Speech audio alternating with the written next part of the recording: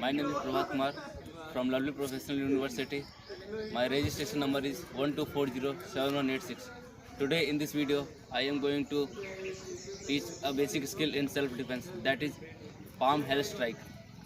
इसमें बेसिकली हम अपने पाम का यूज़ करके ओपोनेंट को हिट करते हैं जिससे वो इंजर्ड भी कम हो और एफिशिएंटली वर्क करे। लाइक इसमें हमारे जो हैंड्स होते हैं, फिंगर्स होते हैं, वो स्ट्रेट होंगे। हम लोअर पाम्स का यूज़ करेंगे और जो पोजीशन रहेगी ये रहेगी। और जो हम टारगेट करते हैं वो चिन और नोज़ होती है, लाइक चिन या नोज़।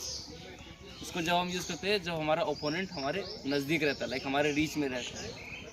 ये बेसिकली इसमें मतलब इंजर्ड कम होते हैं लोग और ज़्यादा स्ट्रेंथ की भी ज़रूरत नहीं है और ये ज़्यादा एफिशिएंट है और कंपैरिजन में लाइक एक बेसिक स्किल है सेल्फ डिफेंस की। Thank you for watching this video. Like share and comment. Thank you.